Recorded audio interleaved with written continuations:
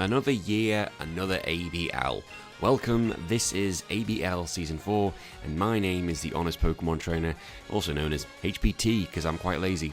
Now, it looks like I'm just jumping into this because I actually forgot to press record until literally this section, so I didn't know what the hell was going on. I didn't know what was going on. I was like, oh god, I haven't even started recording. And I had done absolutely terrible prep for this. It was shocking. So to say who I'm playing, I am facing my good old friend, the Vancouver Corviknights, and me and him have played so many times. Me and Torn have played so many times last year in Season 3. I actually won twice, he won once.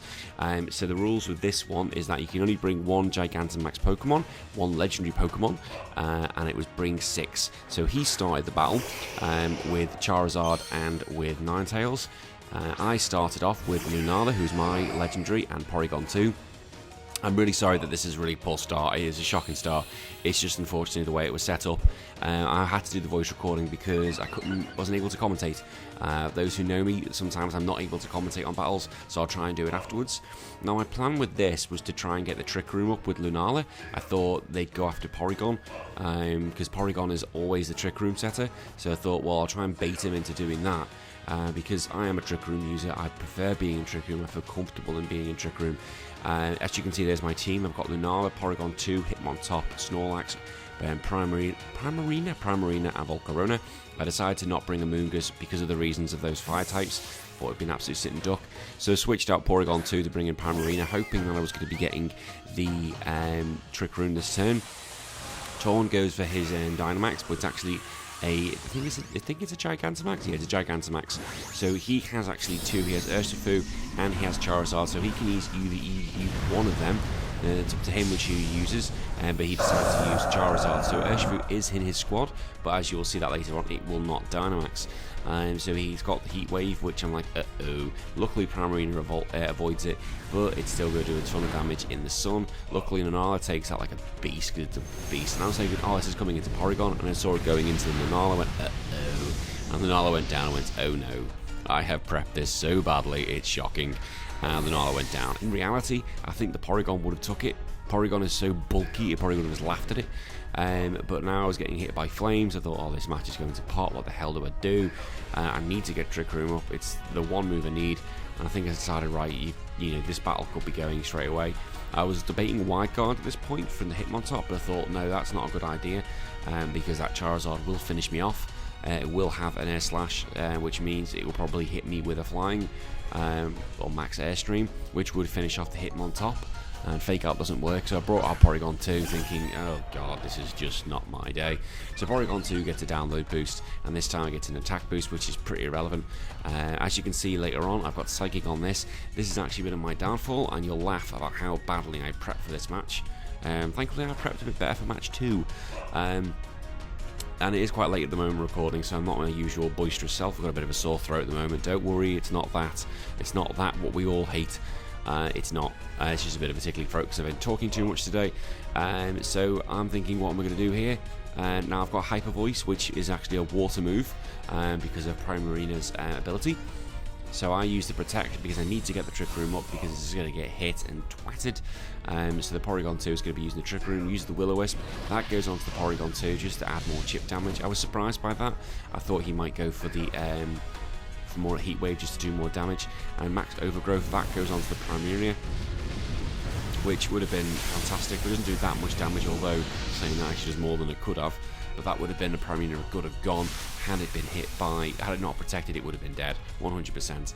Charizard's still got the flames coming up, so my Pokemon will be getting burnt each turn. There goes the Trick Room. So you think now I would normally have the advantage. Snorlax is obviously there to, I forgot about the solar power as well, so Snorlax is there to try and use that belly drum or use a Curse-Lax, whichever one I decide to do. So Porygon 2's got a tape beam, so it has got the leftovers, but there's that, how much those flames do. I forgot how much they do. I did have, I don't know, I was thinking I had leftovers. No, we didn't, because you only had one duplicate cores. No, it's because of the Max Overgrowth. See, this is how much I need to look back at these battles, and I was watching it again live. I'm trying to think, right, how can I protect the Primarina, so I decided to go for an ally switch. Again, this is Porygon 2 just being Porygon 2, and use a Hyper Voice, so the Porygon 2 should go first with the ally switch. I hope he doesn't predict it here. I hope he thinks, oh god, I'll just go for the Primarina. Hyper Voice, that does some damage, but because the sun's up, it doesn't do as much as it could do. I have a Life Orb on the Primarina, and the Kitsune, there's the Max Airstream, that's what I was worried about. That's why I didn't bring a Moongus, and that's why I didn't use the Hitmon top. And it actually doesn't do that much damage on the Porygon. See, Porygon just took it. I don't think it would have survived the G-Max Flames. I think the G-Max move would have killed it. Out comes the Heat Wave. That's going to do some damage. And it gets the, that's one of the problems. And then, unfortunately, got the Burn, which really annoyed me. So I thought, I'm definitely gone. I'm definitely going to lose both of these Pokemon. I was a bit gutted, really. But, it's one of those things. Oh, no, it doesn't die. It survives this turn, doesn't it? Yeah, but I do lose the Primarina, and the Flames would have killed it anyway. The Heat Wave was irrelevant in the sense of getting that burn, didn't really do much. And I'm thinking, I've done absolutely nothing, and I'm nearly down 3 Pokemon. What the fudge am I going to do? Porygon 2 is going to go down next turn. What am I going to do? So I've decided, right, go gung ho. And to lose Lunala so early on was absolutely devastating. Lunala is one of the bulkiest ones I've got. And it is there to cause absolute chaos. I can control the speed terrain, I can use Tailwind, I can use Trick Room, whichever I fancy.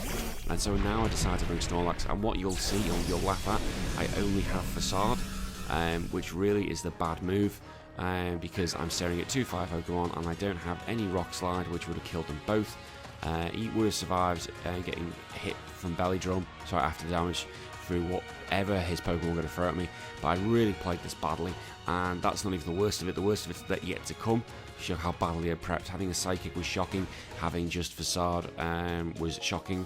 Although it was a suspect to get burned. That's one of the things that happens to Snorlax. It does get burned. With your attack going drop, it gets halved if you get burned. My Snorlax is looking pretty nice up there. I was just waiting. I think in my mind I was like, this is done, which isn't the right way of doing this, but it was quite late. And to be fair to Torn, I have to give him credit. I'd got my time wrong, and I ballsed up because I got the time wrong. Was it the time difference that I'm in because I'm in Australia? I actually had it an hour later, and that we were meant to fight. And Torn technically did have the right, if he wanted to say this game's over, you've missed the deadline. And it's only when he messaged me that I was like, what? And then to be fair to him, he said, no worries, because he and we did the battle. So fair play to him as always. He's a nice guy. So he uses Scorching Sands. I still need to figure out what the hell that does. And I think it actually brings up the flames. The Will-O-Wisp goes on to the Snorlax, which I wasn't too fussed about at the time because I thought I've got Facade, I should be okay. And although I'm +6, my Facade will now kill everything. Nothing will survive a Facade +6. Absolutely nothing. The Max Overgrowth's given me a little bit of health, but I've already used the berry, and as you can see, I've lost so much health even with my berry usage. Snorlax isn't the beast that it once was because of the fact that Figgy Berry has now been dropped to 33% from 50%. Like, it used to be such a dominant force, and this was the combination, either these two or with a Moongus instead of Porygon 2. And guess what? I've got a Moongus, and you will see a Moongus in the next battle. Guarantee he is coming around for the ride. I was debating here what to do. I went with Recycle, which in reality was the really bad call. Because I should have had Rocks for a start instead of Recycle, because the thing is with Snorlax, there's no point having Recycle on a Belly Drum set when you've got the G-Max. The G-Max is there where you can try and get the berry replenish, and it's just a waste of Trick Room. I was better off just going for the attack and just trying to finish them off. Even if I did have Rocks, yes, my attack would have been halved, but it still would have been +3, and a +3 Rocks is still going to kill off everything, is still going to do so much damage. It would have finished off both his Mons here, and I would have been able to get rid of probably anything else on the field. But I decided to just waste time. I recovered and I recycled, which was the wrong play. It was by far the wrong play. And looking back, had I thought a bit better, because there's the berry. The berry, it's all Apple Berry, Figgy Berry, it's the same sort of thing. So I get a third of my health back, thinking, oh great. So the recover comes in. So for Porygon, gets its health back. But I look back at this and I'm actually really angry about the prep. So Scorching Sands, I'm thinking, oh, it doesn't do much at all.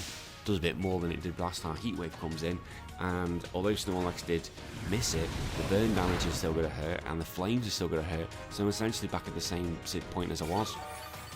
So it's better off if I did have Rock Slide, finishing both of them, then G-Maxing, then finishing off whatever I wanted, or I could have just facaded into anything else he wanted to bring. But oh no, silly boy over here messed around and didn't do what he should have done. But this is the thing, the ABL is still 7 games to do after this, so there's still a long way to go.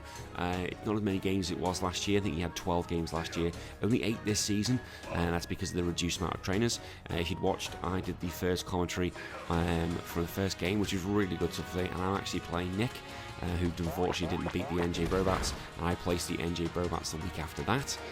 So I get the facade, that kills off the Ninetales, and Porygon 2, that does get rid of the Charizard, but I could have done this a turn before. In reality, I could have got rid of both of those a turn before, and I would have been able to have, well, I wouldn't say more health, I would have been a bit down on health, but I would have had an extra turn of Trick Room, which is key, and I would have had potentially Rock Slide to do more split damage. But this is lessons for next time, this is lessons for the next match. So now, see what I mean, the Twisted Dimensions have returned to normal, which means, oh god, I'm in so much trouble, because now I've got a Snorlax which is sitting there, and he has the potential to just bring out his Urshifu and his Zacian, who will both love to fight a Snorlax, even though one hit kill would get rid of them. They would love to fight them because they've got the speed and they've got moves to finish them off. They've got moves to finish off both of these Pokemon, both being normal types. So he brings out Saitama, who's his Urshifu, and he brings out Arthur, which is his Zacian. Now, as you can see with my Pokemon, none of them have nicknames. This is because it was literally that late. I got them all done. I didn't have a chance to give them nicknames or try and think of being creative ones. Don't worry, for the match against Nick, they are done. They do have nicknames. I have tried to be quite comical, but I will say I called my Snorlax Katie because I named it after my sister-in-law. She's not fat, she just does my head in. I love her to pieces, don't get me wrong, but I just call her Snorlax just to piss her, call her Katie just to piss her off. So Katie, if you do watch this, so this time I decided to go for the G-Max. My only hope really was to go for an ally switch. I think I went for an ally switch to basically try and do some damage. What I actually forgot to realise is that my attack is only going to be +3 now, because although I'm in G-Max mode, I am burnt, and I don't have Facade as a move. I have only G-Max Replenish. I said I didn't do Snorlax any justice. Use the ally switch, hoping that they're going to go after the Porygon, because Porygon will still take a hit. Well, I don't actually know who it does. Close combat. Look how much damage this does. Bang! There goes the Porygon 2. And remember that Zacian is +1, and that is what that thing is so dangerous. But although it does get a defense drop and a special defense drop, it's quick and it's got a +1 attack from the off. That's why they get debate him on top. That's how much close combat did. The Zacian would have finished that thing off 100%. The defense is gone on Saitama, so they're now both using close combat, so they're both now right. G-Max Replenish, that's going to go on the Saitama. I was more worried about that, I don't know why, and that gets rid of it in 1. And luckily I do get the berry, which means I do get my health up. So boom, boom, boom, health has gone up. And I'm going to have a quick drink because I'm thirsty. God. Sometimes I wish I had a better throat. I could do with all the talking I do. And it was at this point I started thinking to myself, oh dear, oh dear, oh dear, oh dear, I might have misplayed this game completely wrong, and I wonder if anyone in the comments can actually work out what I've done. And that's because I have a Snorlax that has normal moves, and I have a Volcarona that has Heat Wave and Bug Buzz, which will do absolutely nothing to a Dragapult, and I have a Hitmontop, which will do nothing to a Dragapult. So I thought I've actually buggered myself here, because I can't kill the Dragapult. Again, Rock Slide would have finished it off. High Horsepower would have finished it off. Anything else but just a normal move. So I limited myself so badly here. Volcarona was the right play, bringing it in now, but unfortunately I went Heat Wave rather than using Rage Powder because I knew it was done. I knew it was over. So the only hope I had was hopefully getting burns, and hope to God that for some miraculous thing I got magic Heat Waves. That's why I went for Heat Wave and not Rage Powder. I went for Rage Powder. Well, ignore me then. Ignore what goes on in my brain. Again, it's nearly bedtime. So Dragon Dart takes both hits. I think I was laughing at this stage. I know in my head I was laughing. I was laughing from turn 1, to be honest. Not that I'm a bad loser, but I just look at these things and don't think the end of the world. Although when I did lose the final, I was devastated last year. I was gutted. But yeah, I got absolutely my ass spanked in that way. So there we go. Now, if that was probably +6, I would have got rid of that Seismitoad, but because the burn half the damage, and unfortunately I didn't get the berry I needed, but in reality, as I said with that Dragapult, I can't hit it, so it wouldn't have really mattered. As you can see, Bug Buzz doesn't go do much damage. I haven't got Quiver Dance to power my moves up, so I'm literally in so much trouble at max guard. I can go for multiple max guards. And Torn is probably thinking at this point he can laugh his way to the bank. But as we've always said with these things, you learn no matter, if you do win, you do lose, there's always something to take. So Dragon Darts comes on and does a lot of damage to Snorlax, and I'm in so much trouble. So it goes the Heat Wave, and I'm hoping for mega crits. Look how much damage that does. Absolutely nothing to the Dragapult. And I've had it. So the Rock Slide comes on. That gets rid of Volcarona, as it would, because it's 4 times super effective against the Volcarona. And I'm G-Max Replenish. That is to get rid of the Seismitoad. Makes it look a little bit more respectable because he's down to his last 2. But I knew this was simply the end now, because he was going to be bringing out his Zacian, who was going to get its +1 attack back, and it was going to get its defense and special defense drops back. And he knew it was going to be faster. So I don't even think did I even fake out? I can't remember. So he sends out Arthur. It is nice to see Zacian. Zacian is a fantastic Pokemon, absolutely broken in its sense of getting that +1 boost. And although they do get the Intimidate to try and drop it off, it doesn't do anything to Dragapult. Ooh, it did. I noticed that I got an attack drop. I didn't think it. Usually you have the ability to stop it doing that. Ooh, that'll be interesting if I have to fight Torn again. So I've only got close combat, which is going to do nothing. So I'm like, this match is over. And I'm just laughing to myself because I knew there was nothing I could do. There's absolutely nothing I could do at all. I could try and go for the Facade, but it's not going to matter because I knew the Dragon Darts were going to finish off the Snorlax. I went for Fake Out in the hope he didn't do that, just to give myself a better aggregate score. So Dragon Darts was like, right, that's it, Snorlax ain't surviving this. And he did not. Snorlax went down that turn, and now I've just got to hit him on top against the Zacian, who I can't do much damage against, and I can't do nothing against. And the Dragapult, which is probably laughing at me going, what are you thing? Had I brought the Amoonguss, I don't think I would have fared much better. I think because I badly prepped the Snorlax, and turn 1, I've watched Torn's video already. I was watching that in work today, and he actually went for the knowledge, just wanted out of the game. He was expecting the Trick Room from the Duck. He didn't think to do what I was doing. So had I just played normally and just protected, I would have been fine. But oh well, as I said, you learn from these things. And Torn, as always, well done, Sunshine. And I'm 1-0 down. Torn is 1-0 up. And there'll be another match next week, and hopefully I can do better against Nick. But until then, I've been HBT. I'll see everyone next week. Bye-bye.